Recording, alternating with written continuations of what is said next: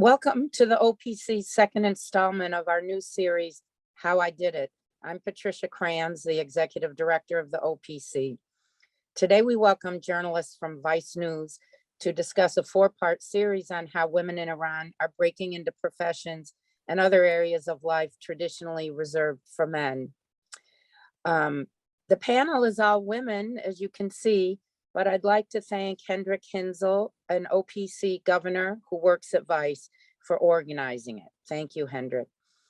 The moderator is also an OPC governor, Farnaz Fassihi, who was recently named bureau chief at the United Nations for the New York Times, and she will continue to cover Iran from New York. She will introduce today's panelists. Before joining the Times in 2019, Farnaz was the Baghdad bureau chief for the Wall Street Journal from 2003 to 2006, and went on to become the journal's deputy bureau chief for the Middle East and Africa, a senior writer, and then UN correspondent. She has won numerous awards, including the OPC's Hal Boyle Award. Once we get started, if you have any questions for the panelists, please put them in the chat, and Farnaz will ask them at the appropriate time. I now turn the program over to you, Farnaz. Thank you, Patty. Hello, everyone. Thank you for joining us today. We have a wonderful panel with a filmmaker in Iran and the producers at Vice News who helped her get the project off the ground and guided her. And we will hear about how this, the behind the scenes of how you work with a team that's in a country, closed, semi-closed country of Iran, and the challenges and how to make that pitch and how to sort of tailor it for a foreign audience. I'm pleased to introduce our panelists. First is Gelareh Kiazand. Gelareh is an Iranian-Canadian camerawoman and director of photography, working in both film and documentary. She's based in Tehran and Toronto. Gelareh has worked in Iran's film industry for many years, and she was the first woman director of photography for a featured movie. Gelareh has worked and traveled extensively across the region, in Iran, in Afghanistan, in Europe, in Turkey, and she has produced work for Vice, PBS, Al Jazeera, and other media organizations. Today, we will be talking about a four-part series that Gelareh created on Iranian women breaking barriers, as Patty mentioned. Courtney Brooks is an Emmy-winning supervising producer at Vice News and managing the US digital video team. Courtney is a multimedia journalist who has worked as a senior editor at Vice, executive editor at Parts Unknown website, and planning and feature editor at Al Jazeera America. Courtney works on both US and international stories and commissioned the series that Gelareh produced in Iran. Milena Mikael Debass is a senior editorial producer on the US digital news video team at Vice. She's produced short and long form videos and series for Vice News since 2016, including a four-part series on racial justice movements outside the US on the Black Lives Matter movement. Before Vice, Milena was a producer at Al Jazeera and Huffington Post, and for this project, she helped Gelareh's team in post-production and editing. Welcome, everybody. Great to have you all. Gelareh, I'd like to start with you. Will you tell us a little bit about how this idea came about? I understand that it was first the idea to produce one piece about Iranian women, and then it led to a series. So if you could first tell us a little bit about how you conceptualized this idea and then how you pitched it to Vice. Hello, thank you, Farnaz John. Very nice to be on this panel. Thank you for having me. Yeah, it was, well, first of all, wanted to say I've been working with Vice for about 10 years now. So we've always been in touch, pitching ideas and trying to see what we could do, especially out of Iran, since I've been based here on and off for about 20 years, 12 years specifically just in Iran. And it was 2020, so it was in the height of COVID. And we were looking at the effects and the impact this was having on people and their daily life. And we came across a story about women who were looking at riding motorbikes as a way of transport, because one, it was getting very expensive to buy cars due to the inflation that was happening because of sanctions. And then also people didn't want to get on use public transport. So we looked at when we looked at the women who were using motorbikes, we also noticed that there wasn't really a law for women in place that could get permits, can get motorbike permits to ride motorbikes.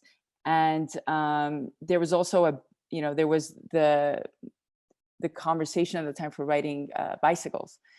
And we saw women go out and try to to show that it can be done, that because there's no law against them, that then they can actually be able to ride a motorbike, because there's like this gray area. So we started following that story, and we tried to find characters, and we pitched it to Vice to show the impact of sanctions at that time during COVID through this story. And we filmed it, we moved forward, and then we kept the story on hold. And then I was also in talks with Courtney at the time for pitching more stories. And there was this idea of if something can be developed, if there's other ideas that can be developed into a series.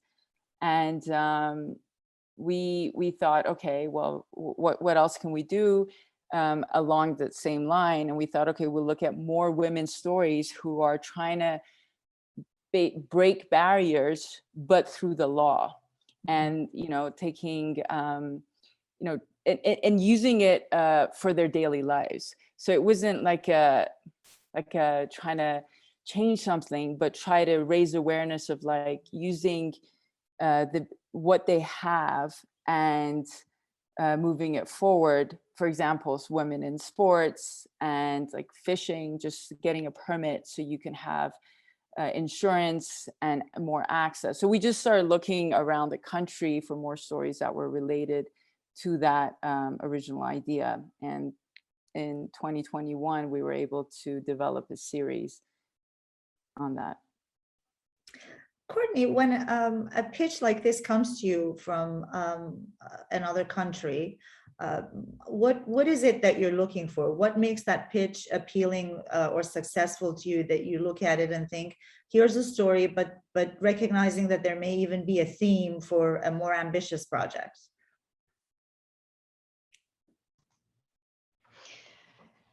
So there were a number of different things that I really liked about this pitch and about developing it into a series. I think one primary thing was that we were going to be able to look at women who were, quietly advocating for themselves in their daily lives, which I think is something that it's a very hyper-local series. It's something that you don't always have access to, certainly just as like a viewer or a reader, or more generally in journalism.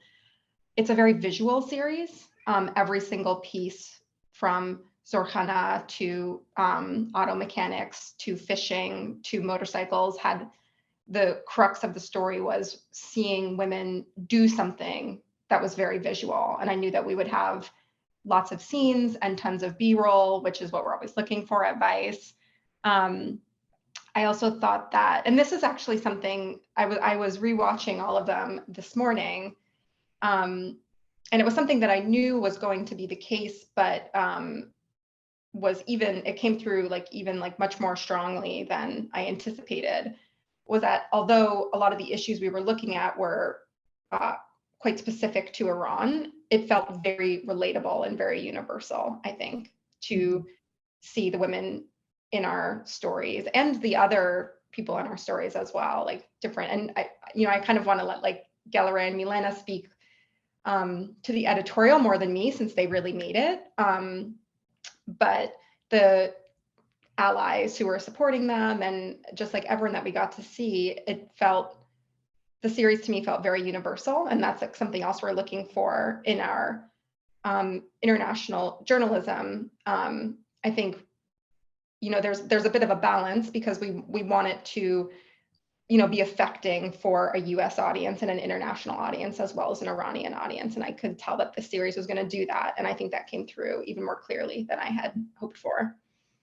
Yeah, that was what was striking when you're watching some of these series and you see that the women are pushing against the barriers. It felt that you could relate to them in even, in the US or other places where women are striving for equal pay, say, or promotions, or breaking into professions that are traditionally male dominated.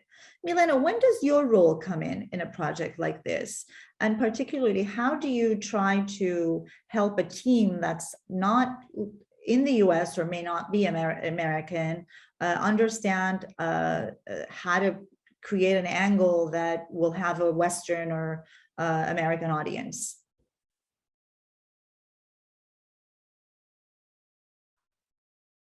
Yeah, so my involvement was largely in the post-production phase. So I was the catching producer. So by the time, I see any like everything was already shot by the time I started working on the project. And so essentially what would happen is all the footage is shot, but since the volume and volume of raw footage was just too great to send online, Gelareh's team would take the first pass at the edit. And so to do that, we would just go back and forth, going through skeleton scripts, talking through the story arc, with her team. And then once, after exchanging notes, once we felt like it was in a good enough place, they would send us a more like whittled down version of the project.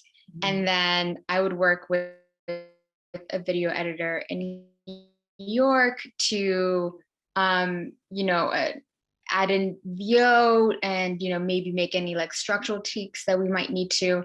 And that's where we really get into like framing, crafting language to make the piece more accessible to an audience outside of Iran, because there are, a lot of our, the stories that we're looking at have very specific, nuance and context that to someone who's never lived in Iran, they wouldn't really grasp. And so, for example, with the episode that we did on Zorkhana, we had to first explain, and you might not have to explain what that is, to someone who's Iranian, but to someone who's never even heard of it, we actually had to explain the origin of the sport, and even things like when we're getting into the roadblocks that all of the women that we profiled faced. We really had to kind of flesh out what the unwritten rules were versus what was actually codified. And so I worked closely with Gelareh's team to really unpack those nuances and put that into the VO.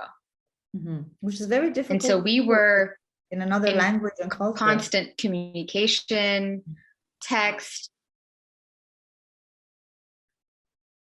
Gelareh, can you? Yes. Yeah. Yes. And so I was just going to say, we definitely communicated a lot, and it wasn't just about scripting, was also reviewing all of the subtitles once everything was translating. And so I'd say that's one of the things we went back and forth on the most, is like how to appropriately translate, some of the dialogue, as well as some of the more like complex concepts that just don't quite translate in English, and just making sure that it's clear enough for someone who just doesn't have any background whatsoever on the topic. Well, I should say that the series is available online, and you can even watch it on YouTube. Gelareh, will you give us a little briefing on each of the 4 parts and what it was, and then how easy or difficult was it to convince these women to participate in a project like this? I'll start with explaining with the episodes. Well, the first one is a story on fishing, and it's actually based in the island Hengam in the south of Iran, which is also an area where we felt like not many people see stories out of. So that was one of the first attractions. It's like, okay, let's leave Tehran, let's go to the provinces, and let's look at other ethnicities, other diverse characters that do exist in Iran. So, you know, in the South, it's like a whole different setting. You have other cultural influences, different dialects. And we found a group of women that were fisherwomen. And, you know, women always used to fish in the South. It was like one of the main source of income with their husbands, but it was never something that was regarded as a job. So then when we learned this young woman by the name of Khadija was pushing for women to actually take ownership and say, you know, I'm a fisherwoman, I have a permit, now I can go and apply for insurance, I can go out into waters like further out, and I can actually be part of the work community. So we started following her, and we saw that, you know, she was kind of rallying up other women. There were other documentaries made about the subject. So we also realized it was something that they were very open on discussing. So we began communication. And I say we because we're a team here. There was myself, there was Kati Arsanjani, there was Sara Islamiyeh, who were that played a huge role in the research phase of this in all of the stories. And they were in constant communication with the character. And, you know, we decided that we'd go to the South and we'd stay with them and follow their daily lives, and to better understand what it takes to get a permit and why it's important. Because just at that time, also the newspaper had announced that they were going to give permits to the fisherwomen or any women that wanted to fish, especially in the South, but then it was never coming through.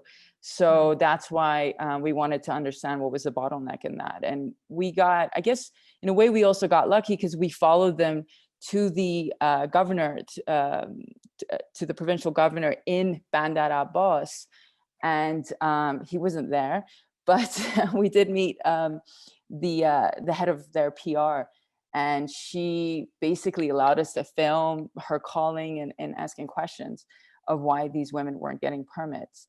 But, you know, for us, it was also this idea of showing another fabric of the society, to get into more daily lives, because the series itself is also less newsy. It's about people, and it's about, you know, widening the perspective on Iran, especially on women.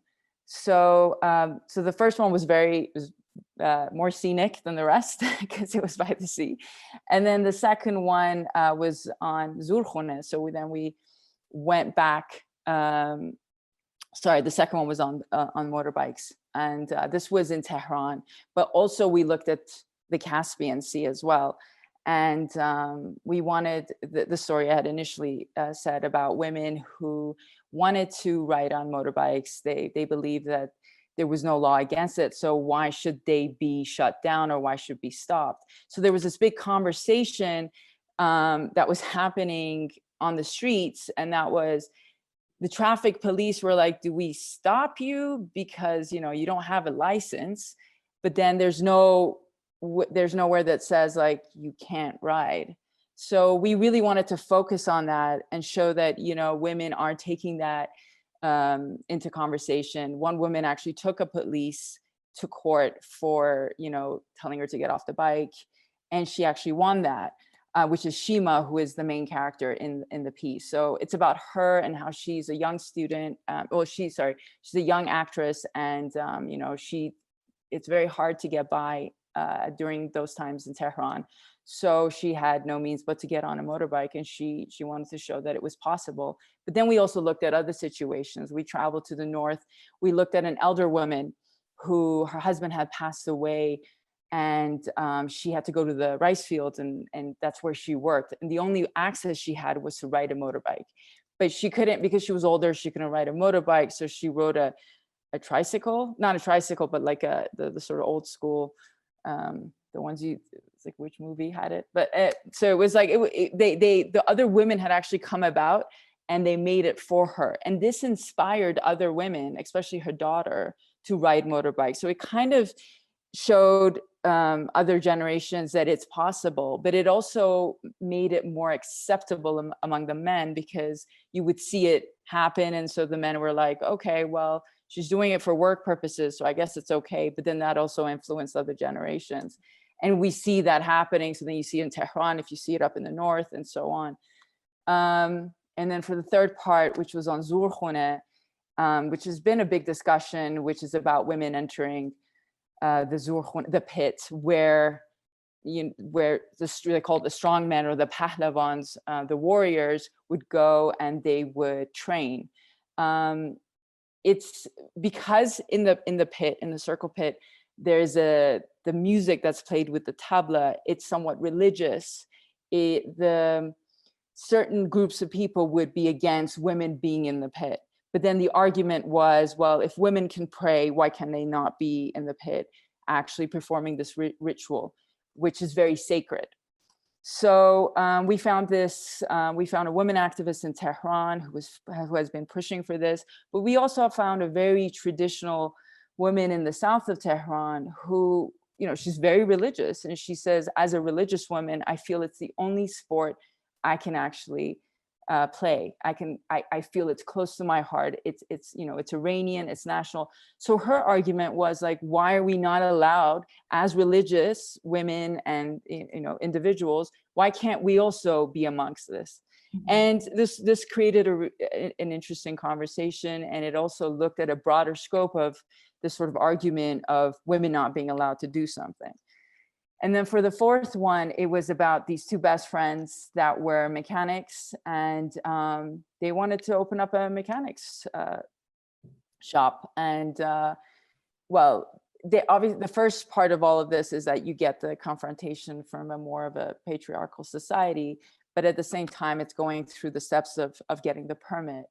And they were able actually to pass the exam. They went for vocational training.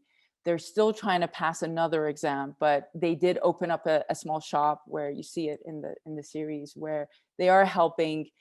They have customers, and the more important thing is that they are getting support, and you're seeing other groups, neighbors, and the community come together and say, you know what, she did a really great job with my car, so why do we have to stop this? Mm-hmm. Thank you very much. Everybody should check these series out. It's really fantastic because, as Gelareh pointed out, to me, it shows the grassroots change happening in Iran at like a society level among people and women. And there were quite a bit number of men in the series who were supporting the women in their strive for getting their rights and what they wanted to do. And there was one man who said, the trainer in Zurkhone, who said, yeah, I want her to succeed because my daughter is interested in this, and I want her to, when she grows up, to have a role model and have representation.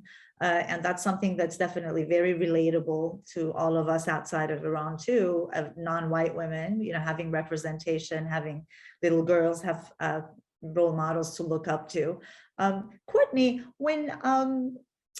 if someone out there, a freelancer, is watching this and wants to pitch to Vice a project or a story, and it's in a country that is difficult and risky for journalists to operate, what's a sort of a list of that you're looking for, and what are things that you're not looking for that would make this work or make it not work?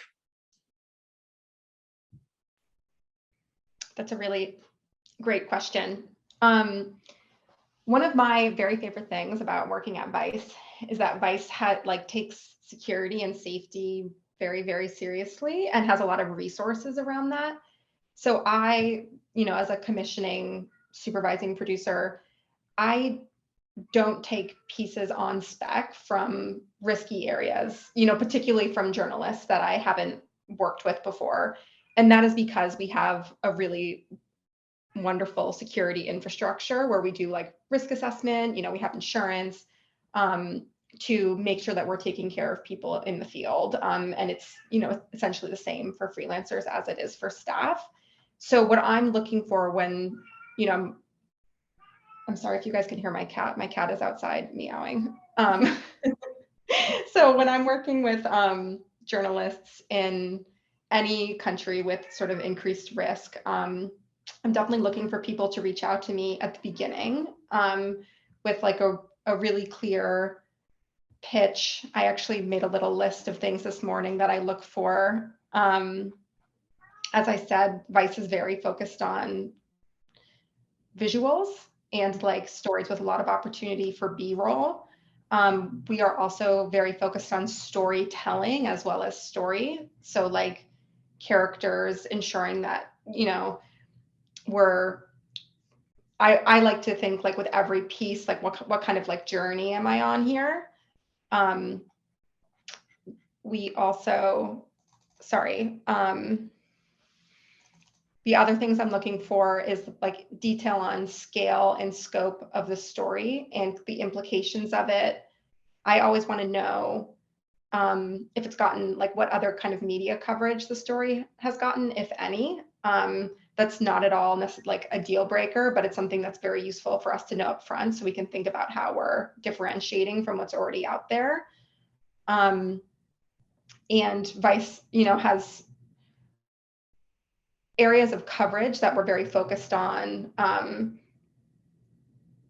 gun control, global conflict, et cetera. So just like being like aware of the Vice brand and like thinking about who we are and what we do when people are pitching us.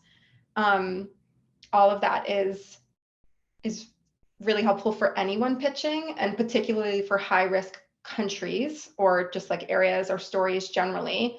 I'm definitely looking to hear from people at the very beginning with their idea and, you know, looking for indicators that the person I'm working with is also very aware of the risk and is going to be mitigating risk everywhere possible, even if it's a riskier story, if that makes sense. Like that's something I'm constantly looking for, is how do we make this as safe as possible?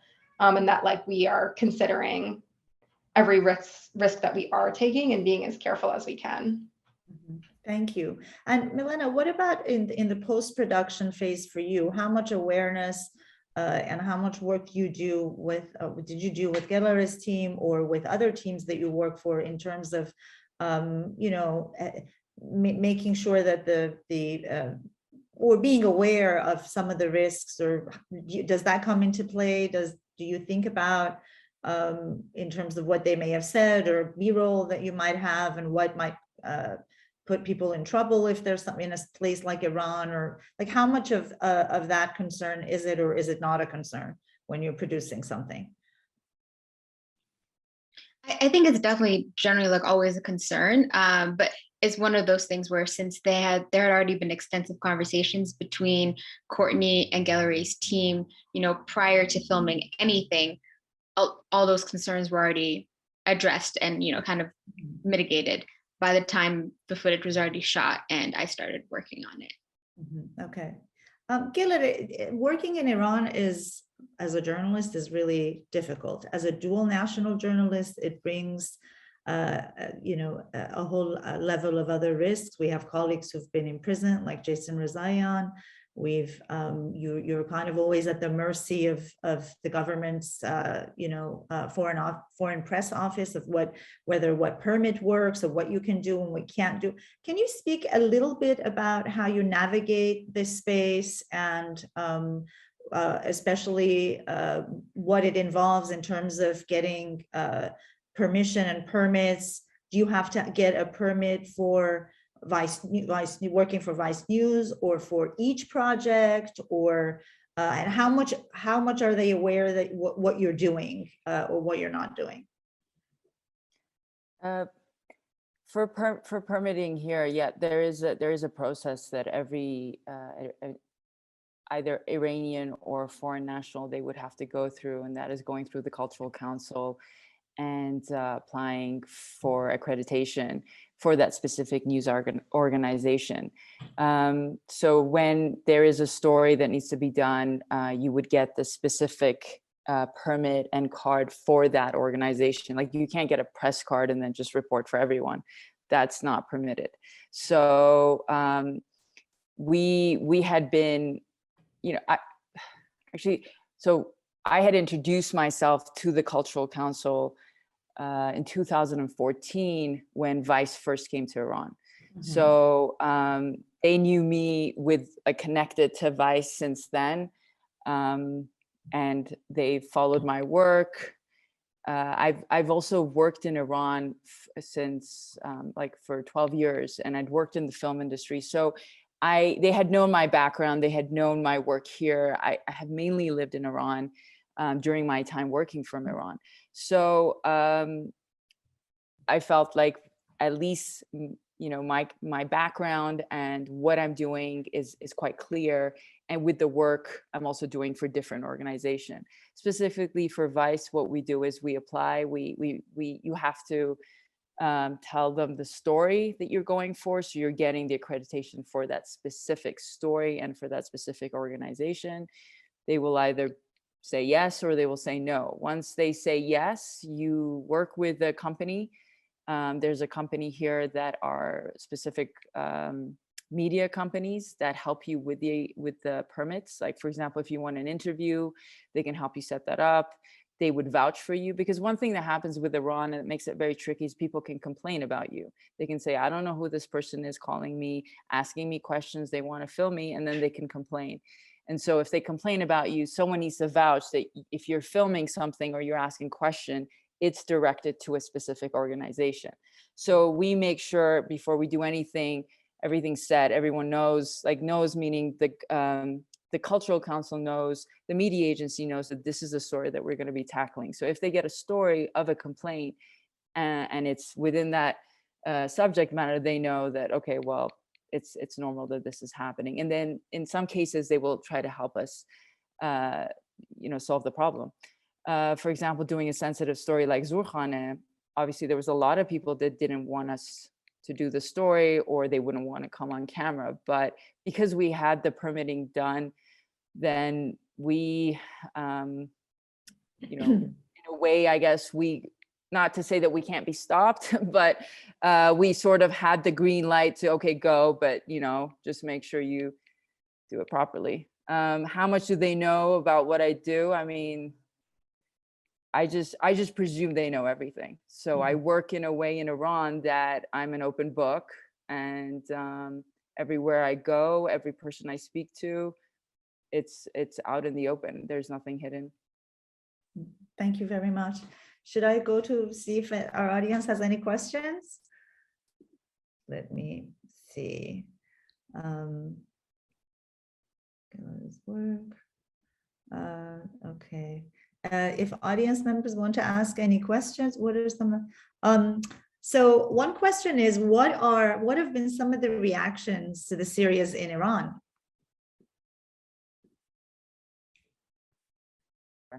They really liked it. Actually, one thing, as Milena had also pointed out, sometimes it gets tricky doing a story out of Iran for an international audience, because we're trying to find that common language. And so sometimes with that language, a lot of people on this side might not like the story, or they might not relate to it, or they find it, okay, well, I know everything. What are you telling me that I don't know? But with this series, actually, it went viral in Iran, both the Zurkhane and the fishing story. And everybody was posting it, and we got a lot of positive feedback. And yeah, I mean, all around was very positive. That's good. Did the women who were featured like it? Yeah, they loved it. That was really, and that was a great part of it, is that when you do a story on women who are your main characters, and they love the story, and then they post it and they feel proud of it, then I feel like, okay, we did a good job. You're empowering them. Yeah. Yes. What about outside of Iran? What has been the reaction to the series? From Vice audiences?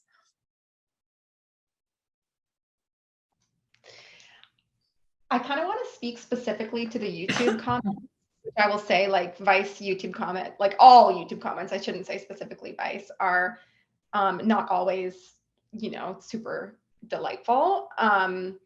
The comments on these pieces were so heartwarming. And that was something else that I thought was like special about this series, is although it looked at 4 different challenges, and I don't think in all of those pieces, it was a challenge that was, women were striving to overcome it. And in all of the pieces, that was still a work in progress. Mhm. It was still incredibly heartwarming, I think. And the comments reflected that. They were like very earnest. And I was just looking at the mechanics comments a few moments ago, and there were all of these male, or I think that they were male mechanics from the US commenting on it and being like, this is so amazing. I'm so proud of them. And it's really nice to see that. What's the collaborative process like with your team, Gelareh? Is that something that and is Vice or Courtney and Milena also involved with the team, or are you mainly the person who's connecting or channeling? If you could talk about a little bit about the wider collaboration. Sure. For the collaboration, so at first, for the pitching part, I would pitch to Courtney, or if it's another group, because there's different groups with Vice, like VNT or Vice World News and the other different domains. So I would pitch directly to them, and then once I get the green light, then we're given a catching producer from Vice's end, someone like Milena, and we all start, all of us get on the call together. So for example, if it's myself, Kathy, and Sarah, and then it would be everyone, we would all get on one call and we would talk about the story. And then if on the field there's a need to go back and forth, then for example, my team would be in touch with Vice themselves, with the catching producer specifically, and they could work out details. So it's quite a big collaboration, and it's really nice to see that there is constant communication, as was mentioned, and it's very fluid. So there isn't this feel like, oh, maybe it should only be like one of us talking. It's like everyone has this like sort of open window to add comments, to give their reflections, and then based on all the feedback and back and forth, we reach a conclusion. And then once we film the piece and collect all the material, then we do a rough assemble on our site in Iran. We send it over, Vice gets this translated, and then they look and then they give feedback, and then it gets finalized on Vice's end. So we do half of it here, and then the other half gets done there. Thank you. Milena, what's it like for you working with the larger extended team in Iran? Oh, it's been great. And just everyone has been like so responsive, and like Gelareh was saying, we were truly in constant communication, probably to the point where they're probably sick of me. So it was like WhatsApp and like Frame.io and Google Docs, and sometimes we'd have like several conversations happening on different platforms. But I think that was really the key to really pulling this off, because we knew coming into this that this wouldn't be, we couldn't just have the footage, like the rough cut passed on to us and then, not involve the team. Like it had to be something that was super, super integrated. And it was really wonderful, like working with them. And I think one of the things as well that was really key is, it went beyond, notes about, oh, we should swap out this shot, or we should, like end on this bite, down to like the subtitles, the language that we used, in the VO. We got, we had to be really, really granular with it. And especially, and I keep harping on the translations, but, Farsi is such a rich language, and we really wanted to be careful not to over simplify when we were translating. And so we would sometimes, because typically what happens is when the rough cut gets sent to us, we would immediately send it out to a third party translator. And then, what we would get back wouldn't always be completely coherent. And so we'd have to like take several stabs at that. And so we would literally just sit on the phone, or send like snippets back and forth and say, okay, is amphitheater really what he's saying here? Or like, can we tweak it to this? And we really did spend a lot of time on polishing the translations, and of course, the script itself and like the VO. Was that done mostly on Zoom or on the phone, or how do you all communicate So we would start out in Google Doc, in Google Docs? like most people, and we would start off with like leaving comments, and usually most things we could address just by resolving comments within the doc. But if there's anything that required a bit more follow-up, like going back to our characters and getting more information from them, which is what would usually happen during like the first pass, then we would do that. And then if there anything, once you start getting closer to locking the cut, we would probably need to actually get on a call so that we could be a bit more expedient with our changes. And so closer towards like the second half of the editing is when we would get on the call a lot more. Thank you. Courtney, one of the questions is for you. Do you have any advice for freelancers trying to work with Vice? Yes, I've been mulling that over, particularly in video. And I spent a lot of my career working in text, so I can also speak to that a bit. But particularly in video, I think working with Vice as a freelancer can mean so many different things. It can mean like being like A cam or B cam on a shoot with primarily a Vice team. It can mean being a freelance producer who has flown someone somewhere. It can mean being like a freelance producer who lives there locally and is working with our team.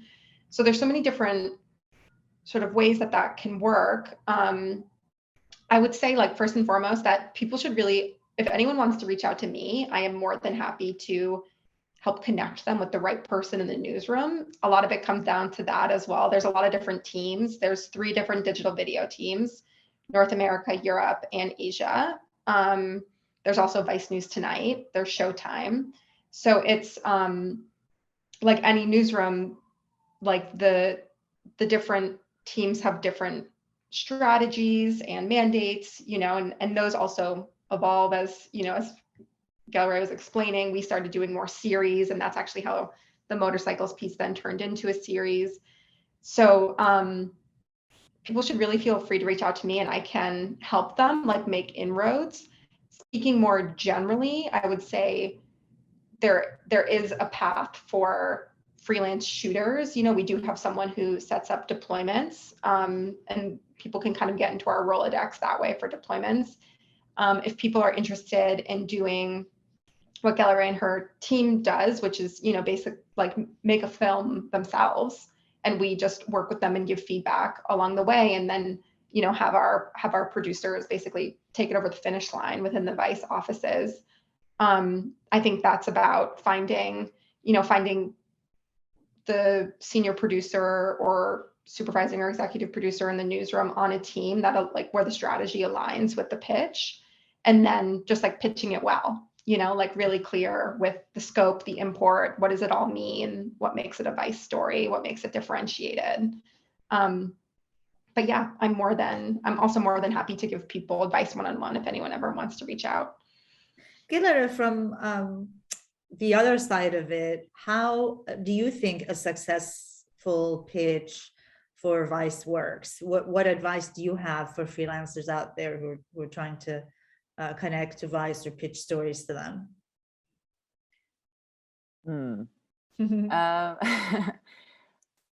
I would, I guess, if I were to look at how we've pitched, like sort of our successful pitches, is like we looked at what the current conversation was and how we could visually tell it.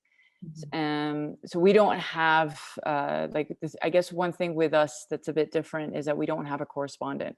So all of our stories are character driven.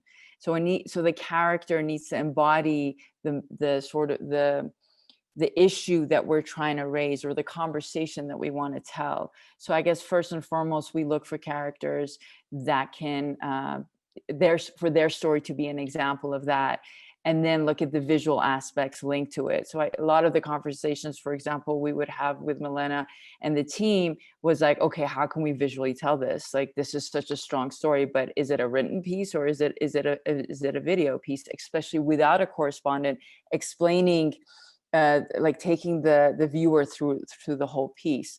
So the way we look at it is like, yeah, first and foremost, what are the issues we want to raise? Where do we want to take the focus? Who can tell this the best way, and what is the best, and how visually best can we tell it? Mhm. And do you send do you make like a trailer or a video sample of the character to send, or do you just write it as the pitch only in text? The pitch that we've done so far have been in text, but we've also do pre-interviews. So we would explain the type of conversation we've had with the characters that we want to showcase. Thank you. Courtney, this question is for you, and it's sort of broader than this conversation. So a few years ago, Vice was criticized for its treatment of female journalists. Have things improved and changed?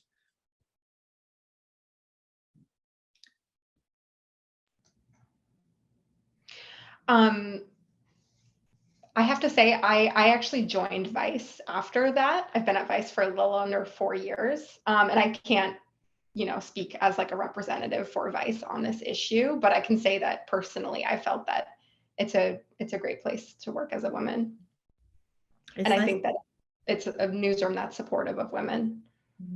Milena, do you have any thoughts on that? Yeah, I also joined after, but I can just to echo what Courtney was saying. I've always felt really supported working at Vice, and I've had like amazing managers that always advocated for me. So I'm grateful that I didn't have the experience that we've heard so many others have. And Gelareh, as a woman journalist working in an environment in Iran, what are some of the things that you want Vice or other media outlets that you work with to be aware of in terms of the challenges that you face or the risks that you face? And how can they help you and support you in the work that you do?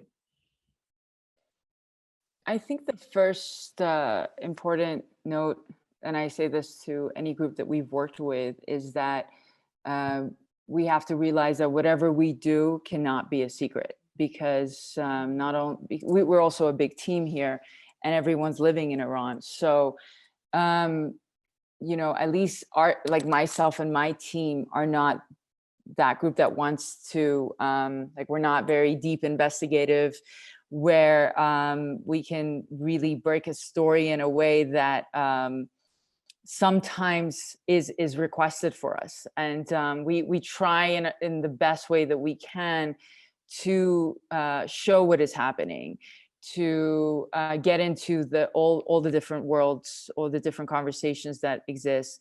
And also we're primarily a women's crew here as well, and we just sort of came about together, and and there are so many ways to tell a story, and I think you can say the same thing, but it's very important how to say it. And I mean, so far, like everyone who's worked with us, because we've worked with different outlets, they've been very supportive on that matter. They've sort of let it in our hands instead of push for the narrative.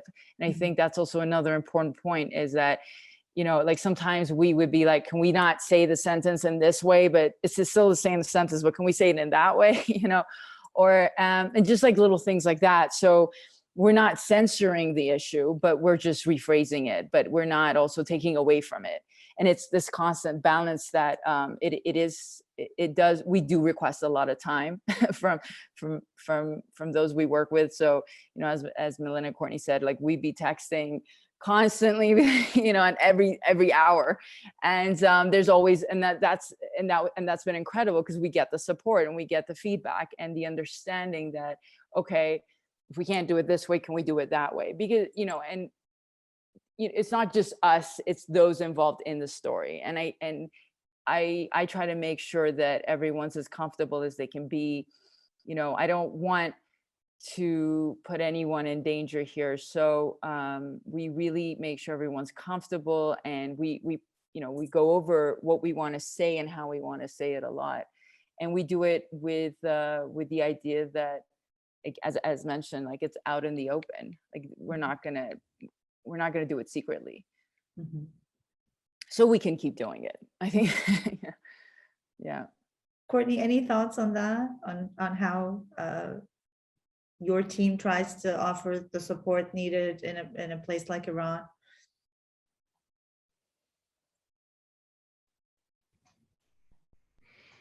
Yeah, I think something that I really appreciate about the sort of risk analysts and the people who manage safety in our newsroom is that the first thing I see them do in every conversation is ask whichever team it is, whether it's situations I've had with people on the ground in risky, and where like something has happened in a deployment, their first question is always like, what do you need? And what do you think is the best step? And then we, sort of step into helping people.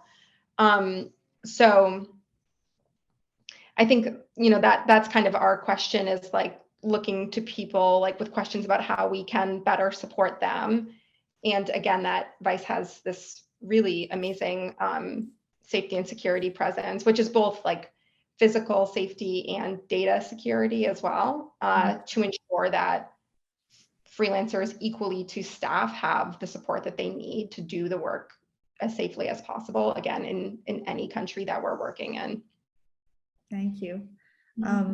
Gelareh, is there anything, I don't see any more questions from the audience. Gelareh, is there any exciting or interesting project that you're working on in Iran now that you could share with us? I was thinking, what are we developing now? We're actually mainly researching at this stage. Where I have been intensively looking at the saffron story, I have to say. That is one thing that, but right now we don't have anything that is about to come out. It's mainly in development and research phase to look at like, what can we do, what can we pitch, what would be good at this stage. Thank you. Yeah. And Courtney, is there a story that you would like Gelareh to look at, or something that you'd like to see out of Iran? I feel like we have to keep our stuff coming under wraps. Well, thank you all very much. Is there any final comments that each of you would like to say? Oh, I'm sorry. There's another question here from the audience. If you don't mind, I think we have a little bit more time I can ask. If other outlets want to work with Gelareh and team, what's the best way to reach out? And do you work with other outlets, or are you exclusively working for Vice, Gelareh? And how can they reach out to you? No, I work with other outlets and have worked with other outlets. Usually just email is always the best way. And I guess sometimes Instagram. Those two ways have always worked. You mentioned Instagram. Instagram is very big in Iran. Did these stories get a lot of traction on social media, on Instagram? They did. And actually that's the one, like when we look to see, what's out there, one of the first places we go to is Instagram. Like that's where everyone's present. I think Instagram has played a huge role in people's lives in Iran. And actually when the stories came out, the first place that everybody would go to see the story was Instagram. On your channel or on Vice's channel, or just on Vice's channel? Because you don't need a VPN, so they can go watch the videos on Vice News. So you can see the full, because YouTube can be very hard and tricky. Most people don't go to YouTube. Some outlets have even translated the Vice pieces. I've seen some of them with Farsi, and so because the voiceovers are all in English. And yeah, but you can watch them all on Instagram, and people do go to Instagram and share it on their own page. Thank you. So if there's one final thought that each of you would like to have before we wrap up the panel on our topic of, how you did it, what would that be? Courtney, you want to go first?